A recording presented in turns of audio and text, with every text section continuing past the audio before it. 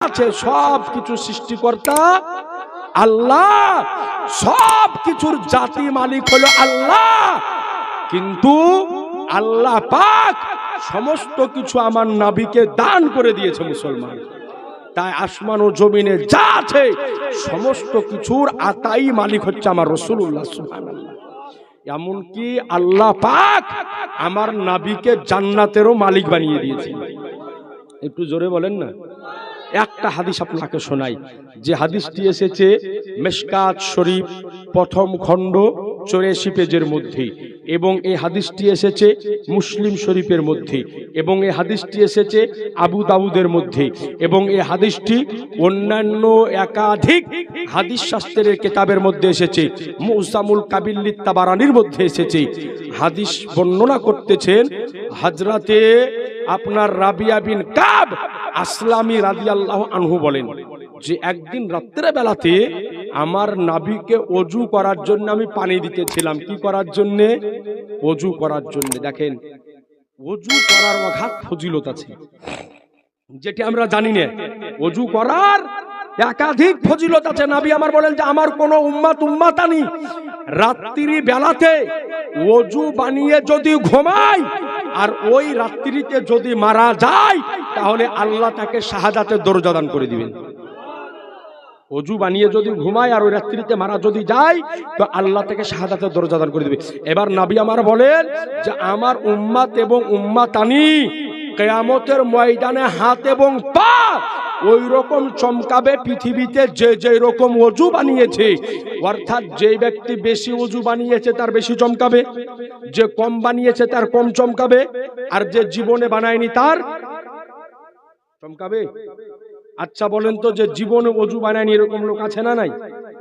হ্যাঁ আছে। যে জীবনে কোনোদিন ওযু বানায়নি এইরকম লোক আমাদের মধ্যে হয়তো সাধারণ যারা বয়স্ক মানুষ নামাজ পড়ে তারা তো জানে, বেশিরভাগ ওযু বানানো জানে না আমাদের ঘরের যুবকদের মধ্যে। আপনাকে আমি নিজের চোখে একটা ঘটনা দেখেছি। আপনাদের গ্রামের ইমাম সাহেব আছেন, ইমাম সাহেব তো যারা গায়ের ইমাম সাহেব হয় তারাকে বিয়ে পড়াতে যেতে হয়। ভাই আপনাদের গ্রামে হুজুর বিয়ে পড়াতে যান না? বিয়ে পড়াতে যেতে হয়। তো আমি যে মসজিদে আছি ওই মসজিদ থেকে আমাকেও বিয়ে পড়ানোর জন্য একটা জায়গায় আমি গিয়েছি।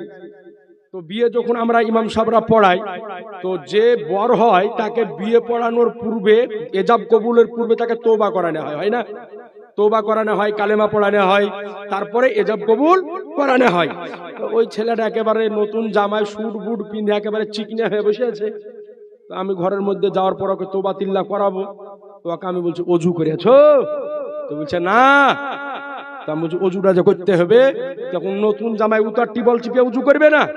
তারপরে এক বন্ধা পানি দে রে। একটা ছেলে চট করে এক বন্ধা পানি এনে দিল।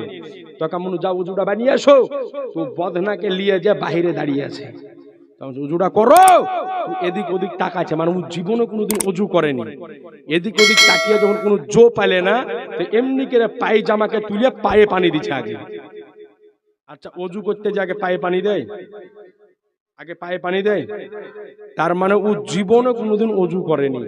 সাবধান ভাই, একটা কথা বলি, আজ সারা পৃথিবীতে মুসলমান হচ্ছে খুব লাঞ্ছিত, পদদলিত, অত্যাচারিত একদল, তার নাম হচ্ছে মুসলমান। আজ লক্ষ্য করে দেখেন, ভারতের বুকে মার খাচ্ছে কারা? মুসলমান। গুজরাটে মার খাচ্ছে কারা? মুসলমান। মায়ানমারে ঘর ছাড়া কারা? মুসলমান। ফিলিস্তিনে মার খাচ্ছে কারা? মুসলমান। সিরিয়াতে মার খাচ্ছে কারা? মুসলমান। সারা পৃথিবীতে চলে যান, সব জায়গাতে মুসলমান মার খাচ্ছে। এর কারণ হচ্ছে একটাই, আমরা ইসলাম থেকে দূরে চলে গিয়েছি, এই জন্য আমরা মার খেতেছি। কিন্তু এই মুসলমান ছিল সবার উপরের জাতি, এই মুসলমান ছিল সবারই ঊর্ধ্বের জাতি।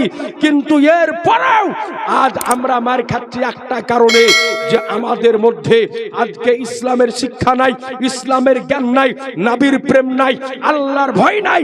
আজ আমাদেরকে দুনিয়াতে গ্রাস করে ধ্বংস করে দিয়েছে। জেনে রাখবেন, আরে মুসলমান তো হলো ওই জাতি যারা আজকে যুদ্ধর ময়দানে যখন অবতরণ করেছে, তো লক্ষ্য করে দেখেনি 1 লাখ কাফের আছে না 2 লক্ষ কাফের আছে, বাস মাত্র কয়েক হাজার মুসলমান আজকে যুদ্ধের ময়দানে নিজের সিনাকে বাড়িয়ে দিয়ে নারায়ে তাকবীরের ধ্বনি দিয়ে ময়দানে অবতরণ করেছে। নারায়ে তাকবীরের ধ্বনি শোনার সাথে সাথে আজকে যুদ্ধের ময়দান থেকে কাফেররা বিতাড়িত হয়েছে, আর বড় বড় যুদ্ধে মুসলমানরা জয়লাভ এনেছে। কিন্তু আজ এই মুসলমান মার খেতেছে কেন? কারণ হচ্ছে একটাই, যে আমাদের মধ্যে থেকে ইসলাম দূরে চলে গিয়েছে। আজ আপনি লক্ষ্য করেছেন বাবরি মসজিদ অলরেডি দখল, আদিনা দখল করার চেষ্টা চলতেছে, দেখেননি আপনারা? সাবধান, আপনি এই কথা ভাবিয়েন না যে ওদিক করছে করুক গা, আমার কি, আজ ওদিকে হচ্ছে কাল আপনার উপর হবে। সুতরাং মুসলমান আগে থেকে সাবধান। অনেক হয়েছে, অনেক সহ্য করেছে, আর নয়, এখন সময় এসেছে আমাদের পাল্টা জবাব দেওয়ার। এই জন্য বলি, আরে মুসলমান তো হলো ওই জাতি যাদের একই তলোয়ারে পারস্য ফাতা হয়েছে, তো কোন সময়তে জঙ্গে উহুদ, তো কোন সময়তে জঙ্গে খাইবার জয়লাভ হয়েছে মুসলমান। কিন্তু আজ আমরা এত ভয়ের মধ্যে কেন? কেন ভয়ের মধ্যে? আপনাকে নিয়ে যেতেছি ওইদিকে। হাদিসটি আগে আমি শেষ করি। আপনারা বিরক্ত হচ্ছেন কি? অসুবিধা হচ্ছে কি? আছি জানা মোহতারাম। তো এইবার তিনি ওযু করার পানি দিতেছেন, ওযু করতেছেন ইহীন অবস্থায় নবীর রহমত জোশে। তো নবী আমার বলছেন যে সাল, এই রাবিয়া চাও, তুমি আমার কাছে কি চাইতেছো? নবী আর বলো যে রাবিয়া, আজকে এই রাতে নির্জন রাত্রি কালে তুমি আমার কাছে যেটা চাইবে আমি নবী তোমাকে ওটাই দান করে দিব। এখন আমার আপনার মতন লোভী মানুষ যদি হয়তো একটু বলতো যে ইয়া রাসূলুল্লাহ 2 বিঘা জায়গা দেন, একটা বড় বাড়ি দেন, বা 2খান গাড়ি দেন, এটা চাইতাম। কিন্তু নবীর সাহাবী, নবীর পাগল, নবীর দিওয়ানা বলতেছে ইয়া রাসূলুল্লাহ বাড়ি চাই না, গাড়ি চাই না, কিছুই চাই না। কিয়ামতের দিন যে জান্নাতে আপনি থাকবেন, ওই জান্নাতে আপনার গোলাম হয়ে থাকতে চাই। একটু জোরে বলেন না। নবীর সাহাবী নবীর কাছে জান্নাত চাইলেন কেন? সাহাবী ভালো করে জানেন যে আল্লাহ পাক আমার নবীকে জান্নাতের মালিক বানিয়ে দিয়েছেন। নবী আমার যাকে জান্নাতি বলেছেন সে জান্নাতি হয়ে গিয়েছে, নবী যাকে জাহান্নামী বলেছেন সে জাহান্নামী হয়ে গিয়েছে।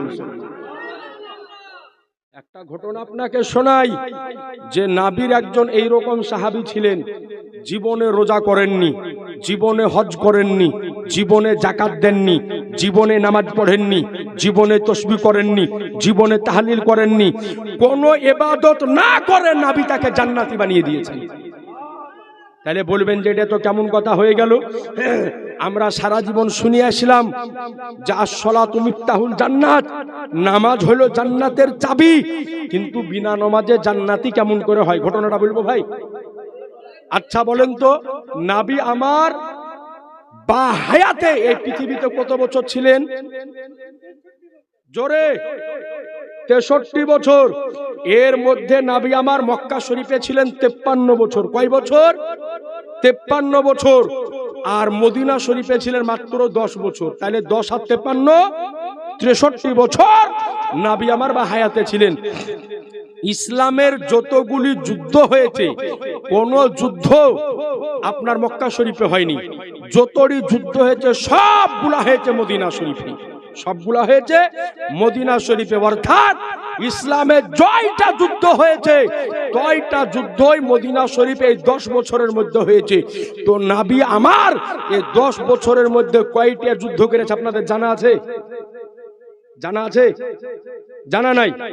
জানেন না? ছোট বড় কয়টা করেছে জানেন না? হ্যাঁ গো, কালিয়া চকের লোকে যে খুব জীবনী শুনে গো, 7 দিন 8 দিন করে এই লেখায় জীবনী হয় না, জলসা হয় নাকি? তো আজি জানাবো হতারাম, তো নবী আমার মদিনা শরীফে 10 বছরে কয়টা যুদ্ধ করেছে ইনশাআল্লাহ আপনাকে বলে দিচ্ছি। তো এই মসজিদের জন্য একজন 100 টাকা দেন তো আমার হাতে, যদি কারো পকেটে থাকে একজন ভাই আমার 100 টাকা দেন তো একটু চট করে। নবী আমার কয়টা যুদ্ধ করেছে নতুন কথা একটা শুনিয়ে দিচ্ছি আপনাকে আজকে। সুবহানাল্লাহ। এই ভাই দিয়েছেন আমার 100 টাকা, আর কেউ দিবেন না? আর একজন দেন 100 টাকা, আল্লাহ পাক ভালোবাসবে, সুবহানাল্লাহ। 100 টাকা চেয়েছি ভাই, হাজার হাজার টাকা এদিক ওদিক চলে যায়, সুবহানাল্লাহ।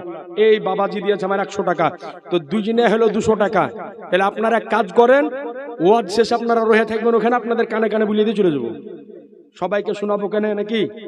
তো দুজনে দিল 200 টাকা, আর একজন ব্যক্তির পকেটে হবে 100 টাকা। কোন ভাইয়ের পকেটে যদি আমার থাকে 100 টাকা, একটু দেন তো, বেশি না, একটা চায়ের দোকানে বসলে 500 টাকা চলে যায়, সুবহানাল্লাহ। দেখেন এদিক থেকে আমার এই বাপজি দিয়েছে 100 টাকা, আর মা বোনদের মধ্যে থেকে আঁচলে বাঁধা থেকে 100 টাকা দেন তো কোনো মা আমার, সুবহানাল্লাহ। 100 টাকা দেন তো, কারো হাত দিয়ে পাঠিয়ে দেন 100 টাকা, আপনার জন্য দোয়া করে দিব। 100 টাকা দিয়ে পাঠান, সুবহানাল্লাহ। আপনাদের ঘর মসজিদের জন্য আপনাকে ওয়াজ শোনাচ্ছি, দাঁড়ান একটু চট করে। একজন মা আমার 100 টাকা পাঠিয়ে দেন, সুবহানাল্লাহ। আর আমি তো ভালো করে জানি যে কালিয়া চকের মেয়েরা খুব বিড়ি বাঁধে, বাঁধে না হুজুর? এদিকে বিড়ি নাই, আছে মানে কালিয়া চক কঠিন বিড়ির জ্বালা গো। বিড়ির জ্বালাতে মৌলবীকে একসাথে 4 রকমের তরকারি রেঁধে দেয়, সুবহানাল্লাহ। 50, 100 মানে আইলো 250 মানে 250। দেখো কেমন কমা কমা হলো না, 250 300 হলে তো হইতো। আরেকজন মা আমার 100 টাকা দেন তো, সুবহানাল্লাহ। যদি কারো হাতে থাকে, জানেন বিড়ি কম হয়ে যাবে বলে মৌলবীকে আলু, পটল আর টমাটোর আর মাছ আর আমড়া একসাথে রান্না করে দিয়ে দেয়, জি এমন ঝোল করে দেয় যে মনে হয় বান্না মেরন নিচে নামতে হবে। হ্যাঁ না, আপনাদের গায়ে ভালোই খাওয়ান, হুজুরের চেহারা দেখছেন ডকডকে একেবারে। এই গায়ের বিটি ছেলে দেখো ভালো খাওয়াই হুজুরকে, হ্যাঁ সুবহানাল্লাহ। না না, ভালো খাওয়াই, খারাপ করে। আর একজন মা আমার 100 টাকা দেন না, কোন মা যদি আমার থাকে আচলে যদি ভাঙা থেকে 100 টাকা দিয়ে পাঠান, 100 টাকা চেয়েছি। আর আপনারা আরেকজন 100 টাকা দিলেন না, 3 জনা হয়ে তার একজনা দেন না, 100 টাকা, সুবহানাল্লাহ। একটা চায়ের দোকানে বসলে 500-700 টাকা এমনি চলে যায় গো, খোদার ঘর মসজিদ। 100 টাকা দেন একজন ভাই আমার, সুবহানাল্লাহ। হ্যাঁ সুবহানাল্লাহ। দেখেন হুজুর নারায়ে তাকবীর, নারায়ে রিসালাত। কে বললো মৌলবীরা দান করেন? দেখেন হুজুর আমার 100 টাকা দিয়ে দিল, সুবহানাল্লাহ। দেখেন আমার এই ভাই দিয়েছে 500 টাকা গো। ভাইয়ের নাম কি? রফিক। নারায়ে তাকবীর, নারায়ে রিসালাত। জনাব রফিক সাহেব 500 টাকার দাতা, বলেন মারহাবা। তো ওই ভাই আমার 500 দিল, ওনার সাথে জুড়া হয়ে আরেকজন ভাই আমার 500 টাকা দিতে পারবেন না? হ্যাঁ সুবহানাল্লাহ। এই দেখেন এই ভাই আমার নিয়ে এসেছে। আচ্ছা আপনার আব্বার নামে দোয়া করবো। চাহানু 500, উনি দিয়েছেন 700, বলেন মারহাবা, জোরে মারহাবা বলেন না গো, সুবহানাল্লাহ। 700 দেওয়ার একটা বিশাল বড় হিকমত আছে, জানেন? আল্লাহর জাহান্নাম হচ্ছে 7টা। কয়টা?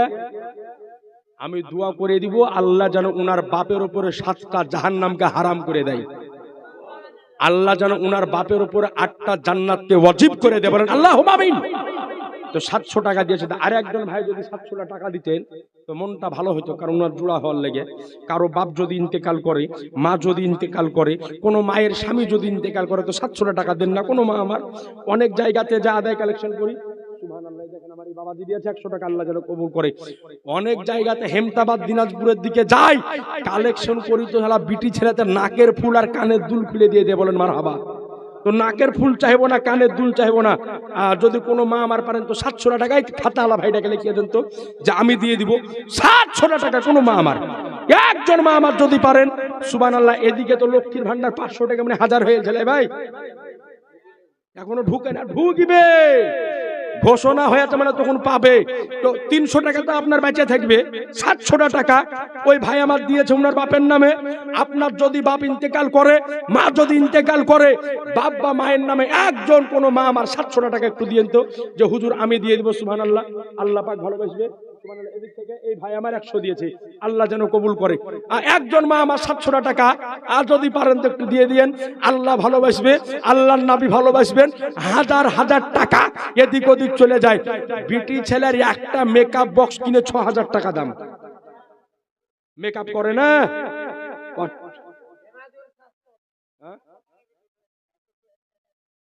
700 চেয়েছি উনার আব্বার নামে। নেমাজুল শেখ, উনার আব্বার নামে 700, বাবা মারা গিয়েছে। নেমাজুল শেখ, উনার বাবা মারা গিয়েছে, বাবার নামে 786 টাকা। নারায়ে তাকবীর, নারায়ে রিসালাত। জনাব নেমাজুল সাহেব 786 টাকার দাতা, বলেন মারহাবা। আর একজন ভাই 700 টাকার দাতা, বলেন মারহাবা, সুবহানাল্লাহ। দেখেন বাপ মারা যায়, মা মারা যায়, কবরে যখন কোনো ব্যক্তি চলে যায়, তখন ও চাতক পাখির মতো চেয়ে থাকে যে আমার সন্তান, আমার ছেলে, আমার মেয়ে আমার জন্য সাজদা করবে, দান করবে। আর আমার নবী বলেন যে আমার কোন ব্যক্তির বাবা যদি মারা যায়, মা যদি মারা যায়, তার সন্তানাদি তার জন্য কোনো ভালো কাজ যদি করে, দান যদি করে, তো সে কবরে শুয়ে শুয়ে তার নেকি পেতে থাকে মুসলমান। তো একজন মা দিলে না ভাই, দেয়নি? আরে বিটি ছেলে না কিপটিয়া ভালো আছে গো, জান না ওখানে না না দিবে, হাসছে মানে না দেওয়া হয়। একজন মা আমার 700 টাকা দেন, একটা মেকআপ বক্স কিনে 6000 টাকা দাম, একটা জামা কিনে 4000 টাকা দাম। উসালা জামা পরে ছিঁড়ে যায়, ওকে হাড়ি ধরা নেকড়া করে বা মোটর সাইকেল মুছা কাপড় করে, ওর কোনো মূল্য নাই। 700 টাকা দিবেন, খোদার ঘর মসজিদে রেখে দেখবেন নাকি হুজুর? খোদার ঘর মসজিদে নবী আমার বলেন যে কোন ব্যক্তি যদি একটা মসজিদ যদি বানিয়ে দেয়, তো আল্লাহ তার জন্য জান্নাতে একটা মহল বানিয়ে রাখে। নবীর কথা সত্য না মিথ্যা? যারা বলতে হবে। তো কোনো একজন মা আমার 700 টাকা দেন না। বাপ যদি ইন্তেকাল করে বাপের নামে, মা যদি ইন্তেকাল করে মায়ের নামে, আর যদি পারেন তো শ্বশুরের নামে দেন, স্বামীতে বেশি ভালোবাসবে। বলবো রে বাবারে, হ্যাঁ নামটা খালি লিখে সুবহান। আপনার মা মারা গিয়েছে মায়ের নামে, সুবহানাল্লাহ। দেখেন যোগ্য মায়ের যোগ্য সন্তান এই জায়গাতে ছিল, বাপ মার নামে 200 টাকা দিল। আল্লাহ যেন উনার মাকে জান্নাতবাসী করেন, বলেন আমিন। ইনশাআল্লাহ দোয়া আমি সবার জন্য করে দিব, সুবহানাল্লাহ। তো এই একজন মা আমার শুধু একটু হাতটা উঠিয়ে দিবেন যে মুফতি সাহেব আমি দিব, আপনি পরে করে দিয়ে দিন 700 টাকা। একজন মা আমার, সুবহানাল্লাহ, যদি পারেন তো 700 টাকা দিয়ে দিন। আল্লাহ পাক ভালোবাসবে। যুদ্ধের কথাটা আপনাকে শোনাবো, সুবহানাল্লাহ সুবহানাল্লাহ। তো একজন মা আমার 700 টাকা দিয়ে দেন, আল্লাহ ভালোবাসবে, আল্লাহর নবী ভালোবাসবে, ঘরে রুজি রোজগারে আল্লাহ পাক রহমত বরকত দান করবে। বাপের নাম হোক মায়ের নাম হোক, বা কোন যুবতী বহিন যদি পারো তো দিয়ে দিও। মেয়ে ছেলে আর যুবক, মেয়ে ছেলে ওর খরচ কম নাকি না? ওরই খরচ বেশি, ওরই খরচ বেশি, ওর সাধন পূজনের জিনিস বেশি লাগে।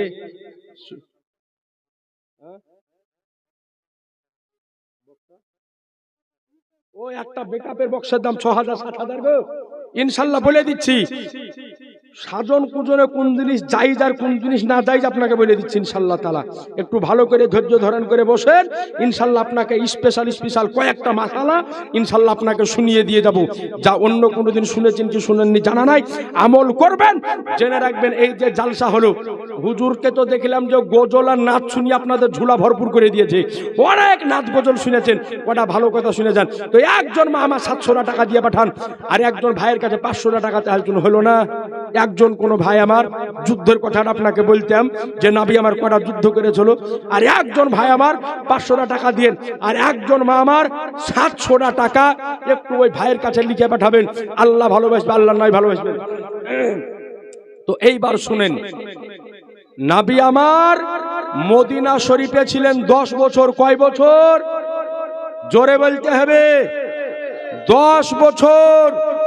এই 10 বছরে নবী আমার বড় বড় টোটাল যুদ্ধ করেছেন 19টি। কয়টি? জোরে জোরে 19টি।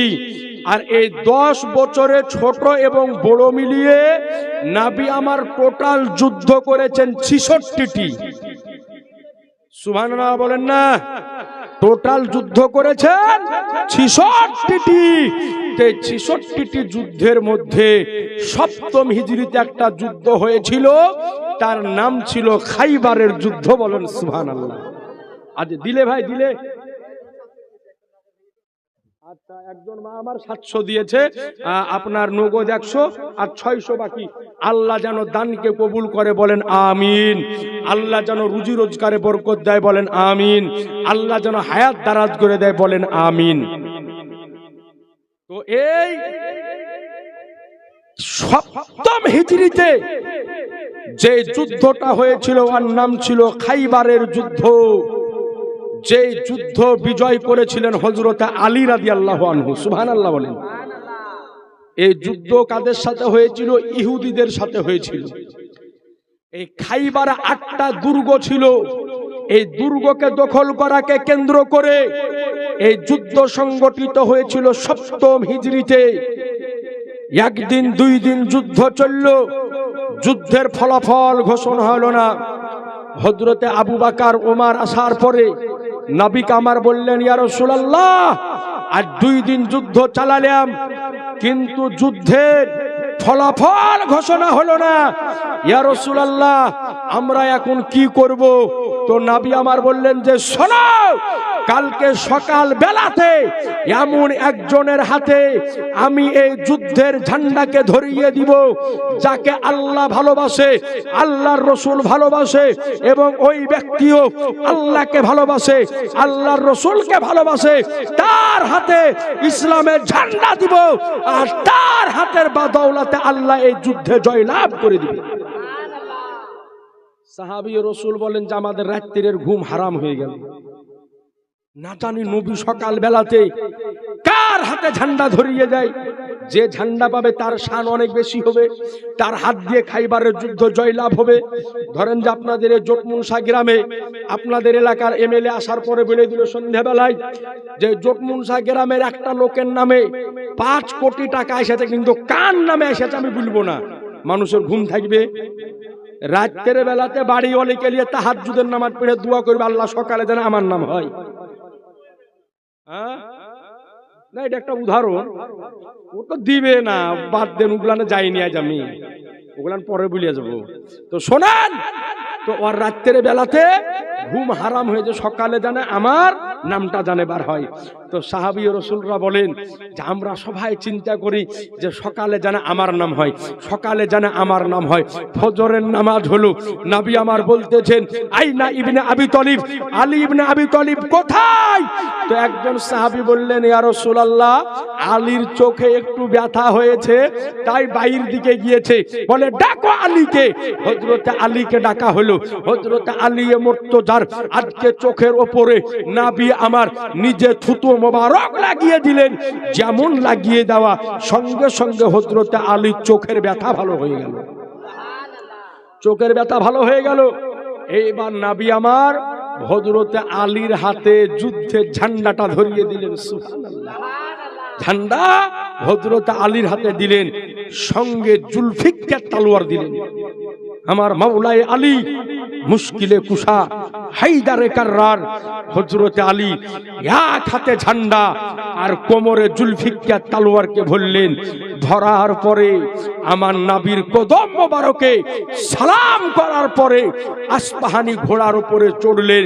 চড়ার পরে লাগামে টাং দিলেন, এক টানে ঘোড়া গিয়ে খাইবারের প্রান্তরে হাজির। হযরতে আলী দাঁড়িয়ে কাফেরদেরকে দাওয়াত দেয়, কে আছো এসো আমি আলীর মোকাবিলাতে। লক্ষ লক্ষ কাফের, কিন্তু কসম খোদার কারো ক্ষমতা হয় না যে হযরতে আলীর মোকাবিলাতে কেউ আসে। এই জোরে বলেন না।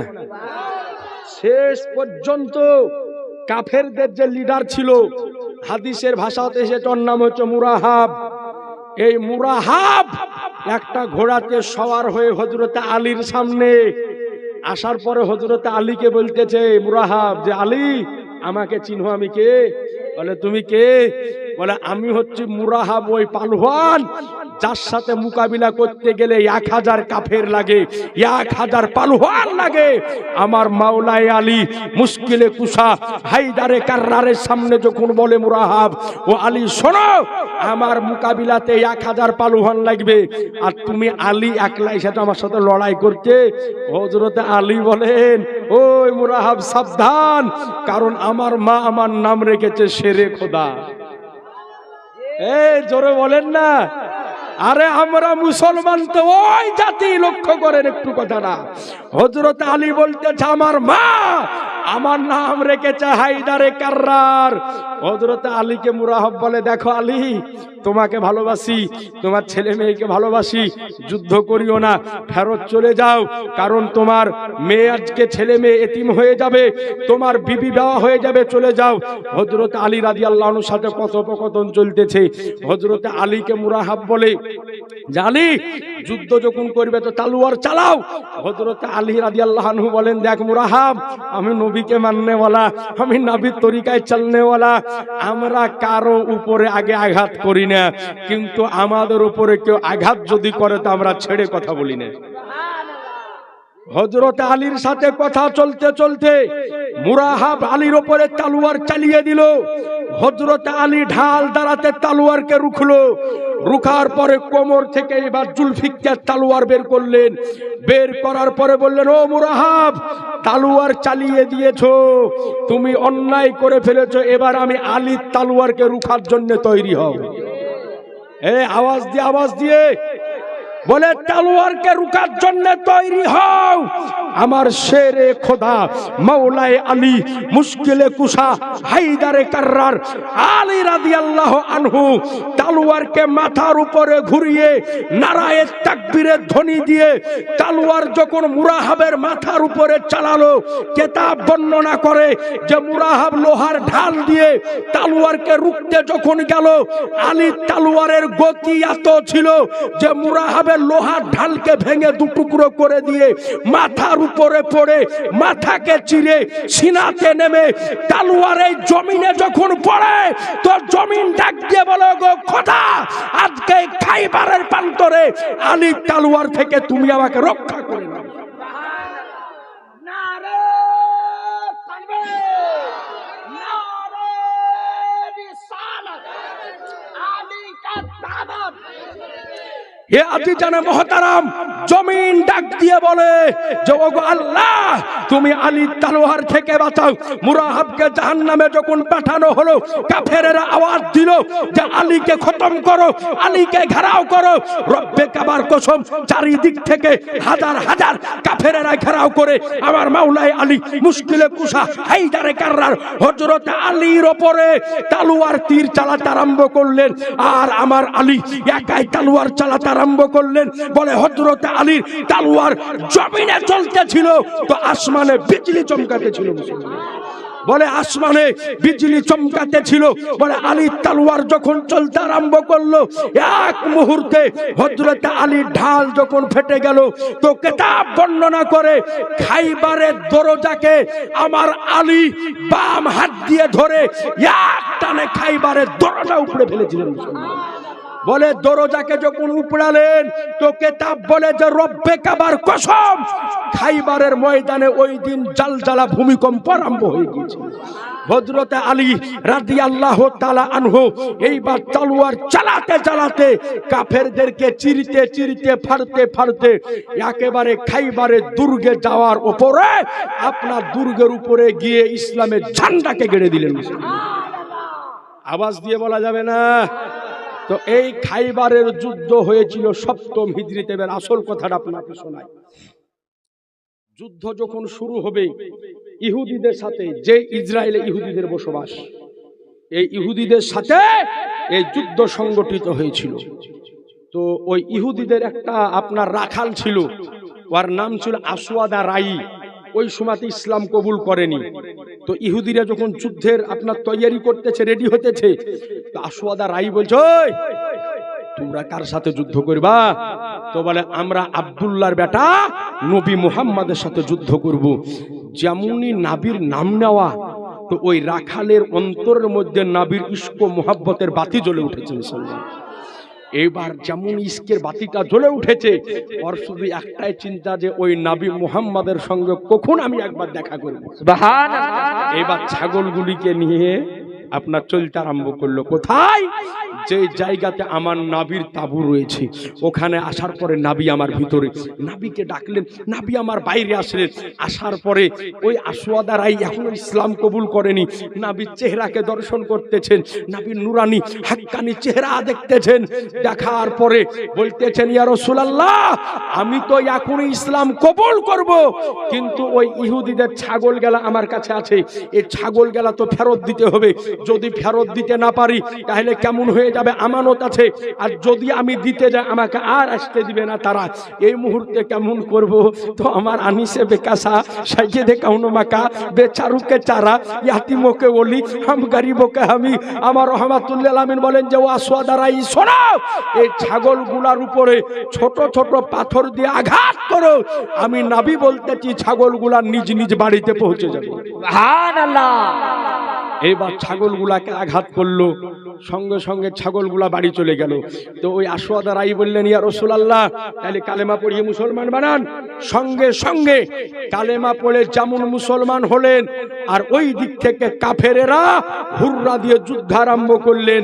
এ সাহাবী হলেন, এক্ষুনি কালেমা পড়লেন, নামাজও পড়ার সময় পাননি, রোজাও রাখেননি, হজও করেননি, যাকাতও দেননি। তো নবীকে বলছেন, ইয়া রাসূলুল্লাহ, যুদ্ধ আরম্ভ হয়ে গিয়েছে, আমাকে যুদ্ধের ময়দানে যাওয়ার জন্য অনুমতি দিন। জি বলেন, যুদ্ধের ময়দানে যাওয়ার জন্য অনুমতি দেন। নবী আমার বললেন, যাও ঝাঁপিয়ে পড়ো। হযরত আসওয়াদ রাই রাদিয়াল্লাহু আনহু ইসলাম কবুল করার সঙ্গে সঙ্গে যুদ্ধের লেবাস পরে, হাতে তলোয়ার নিয়ে ময়দানে নেমে কয়েকটা কাফেরকে আজকে জাহান্নামে পাঠিয়ে দিয়ে ওই যুদ্ধে নিজে শাহাদাত বরণ করলেন। আর আমার শাহনশাহে জিবাকার, মদিনাকে তাজদার, আহমদে মুখতার, নবীকে সর্দার, দোনো জাহানের মালিক মুখতার আমার নবী মুস্তাফা ওই সাহাবী সম্পর্কে বললেন, আমার এই সাহাবী নামাজও পড়েনি, রোজাও করেনি, হজও করেনি, যাকাতও দেয়নি, তাসবিহও করেনি, তাহলিলও করেনি, কিন্তু এমন একটা আমল করলো যার বদৌলতে বিনা নামাজে আল্লাহ তাকে জান্নাত দান। সুবহানাল্লাহ। তাকে আল্লাহ জান্নাত দান করে দিল। তিনার লাশকে নিয়ে আসা হলো। লাশকে নিয়ে আসার পরে আমার নবী তার জানাজা পড়ালেন। পড়ানোর পরে তিনাকে কবরে দাফন যখন করবে, তো সাহাবায়ে কেরাম বর্ণনা করে যে আসওয়াদ রাইর শরীর থেকে মুশকে আম্বারের মতো খুশবু আসছে। সুবহানাল্লাহ। তো নবীর সাহাবী বিনা নামাজে, বিনা রোজাতে আল্লাহ তাকে জান্নাত দান করেছেন। কেন? একটাই কারণে, শহীদ হয়েছেন সেই কারণে। এই জন্য আপনাকে বলি, মৌত অনেক রকমের হয়। কারো জ্বর হয়ে মৌত হয়, ক্যান্সার হয়ে মারা যায়, অ্যাক্সিডেন্টে মারা যায়, পানিতে ডুবে মারা যায়, অসুখ হয়ে মারা যায়, মদ পান করে মারা যায়, আজকে গলায় দড়ি দিয়ে মারা যায়, বিষ পান করে মারা যায়, একাধিক ভাবে মারা যায়। কিন্তু নবী বলেন যে যত রকমের মৌত আছে তার মধ্যে সব চাইতে যে উত্তম মৌত, তার নাম হচ্ছে শাহাদাতের মৌত। সুবহানাল্লাহ। এই জন্য সাহাবীরা সব সময় দোয়া করতেন, আল্লাহুম্মা ইন্নী আসআলুকা শাহাদাতান ফি সাবিলিক। সব সময় দোয়া করতেন, ওগো আল্লাহ, তুমি যখন আমাদেরকে মৌত দিবে তো তোমার রাস্তায় শাহাদাতের মৌত দিবে। জি সুবহানাল্লাহ। শাহাদাতের মৌত সবার কপালে জুটে না। তো আপনাদের নিকটে আরজ করব যে আজ সব সময় দোয়া করবেন যে আল্লাহ, তুমি যখনই মৌত দান করবে শাহাদাতের মৌতটা দান করবে। সুবহানাল্লাহ বলেন না?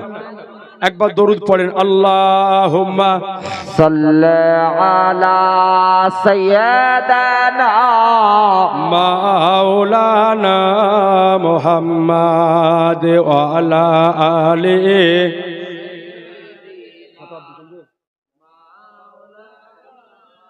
মোহাম্মদ সাল্লাল্লাহু তাআলা আলাইহি ওয়াসাল্লাম। এ আজিজান মুহতারাম, তো আপনাদের নিকটে আরজ করব যে আজ বর্তমান সময় এই ভারতের অবস্থা খুব খারাপ। শুধু ভারত নয়, সারা পৃথিবীতে মুসলিমদের অবস্থা হচ্ছে খারাপ। এই জন্যে ভালোভাবে নিজেকে তৈয়ারি করুন। আজকে রসুলে কায়নাত সাল্লাল্লাহু আলাইহি ওয়াসাল্লামের উপরে হাত উঠতেছে, নবীর ইজ্জতের উপরে উঙ্গলি উঠতেছে, আল্লাহর ঘর মসজিদ দখল হতেছে। জেনে রাখবেন, এ আল্লাহর ঘর মসজিদ আজকে একের পর এক দখল হয়ে যেতেছে। সাবধান মুসলমান, নিজেকে বোকা ভাববেন না, নিজেকে কমজোর মনে করবেন না। আমরা কোন জাতি জানেন? একটু আপনার নিকটে বলি। বুখারীর মধ্যে হাদিস বর্ণিত হয়েছে, নবীর একজন সাহাবী ছিল, নাম ছিল সাদ ইবনে আবি ওয়াক্কাস রাদিয়াল্লাহু আনহু। এত বড় তীর আন্দাজ ব্যক্তি ছিলেন, তীর চালানেওয়ালা। উহুদের যুদ্ধ হয়েছিল 3 হিজরিতে। কয় হিজরিতে? 3 হিজরিতে উহুদের যুদ্ধ হয়েছিল। এই 3 হিজরিতে উহুদের যুদ্ধ হয়েছিল। তো যেই সময়তে নবীকে আমার 3000 কাফেরেরা ঘেরাও করেছিল। কেন? নবীকে দুনিয়া থেকে বিদায় করব। যখন 3000 কাফেরে নবীকে চারিদিক থেকে ঘেরাও করে নিয়েছে, সামনে হযরতে সাদ ইবনে আবি ওয়াক্কাস রাদিয়াল্লাহু আনহু নবীকে বলছেন, ইয়া রাসূলুল্লাহ কি করব? তো নবী আমার বলতেছেন, ও সাদ, চালাও তীর। হযরতে সাদ ইবনে আবি ওয়াক্কাস রাদিয়াল্লাহু আনহু এত গতিতে তীর চালিয়েছিলেন, একাই তীর চালিয়ে 3000 কাফেরকে রুখে দিয়েছিলেন। মুসলমান বলে এত গতিতে তীর চালিয়েছিলেন যে 28 খানা ধনুককে ছিঁড়ে ফেলে দিয়েছিলেন মুসলমান। জোরে বলবেন না সুবহানাল্লাহ। 28 খানা ধনুক ছিঁড়ে ফেলে দিয়েছিলেন, একটা আঙ্গুলেরও মাংস ছিল না তীর চালানোর চোটে। তো যখন ওমারে ফারুক রাদিয়াল্লাহু তাআলা আনহুর যখন খলিফাতে দৌড় যখন চলতেছিল, তখন হযরত ওমর রাদিয়াল্লাহু আনহু পারস্য বলে একটা দেশ আছে, নাম শুনেছেন পারস্য? এই পারস্য যখন জয়লাভ করবে, পারস্য ফাতা করার জন্য হযরত ওমর একটা বড় বাহিনী তৈরি করলো, আর ওই বাহিনীর আপনার সেনাপতি বানানো হলো সাদ ইবনে আবি ওয়াক্কাস। সাদ ইবনে আবি ওয়াক্কাস রাদিয়াল্লাহু আনহু সাহাবায়ে কেরামদের দলকে নিয়ে পারস্যর পথে যখন চলতে আরম্ভ করলো, সামনে পড়লো উতাল তরঙ্গ, বিশাল পানির স্রোত, যে সাগর পার করে পারস্যর ওই পারে যেতে হবে, স্রোত চলতেছে। হযরতে সাদ ইবনে আবি ওয়াক্কাস দেখলো যে ওই পার না গেলে পারস্য জয় হবে না। সাহাবায়ে কেরামদেরকে বলল, গো সাহাবীরা শোনো, তোমরা কি এটা চাও না যেমন এই পারে ইসলামের পতাকা উড়তেছে ওই পারে ইসলামের পতাকা উড্ডয়ন হোক? সাহাবায়ে কেরাম এক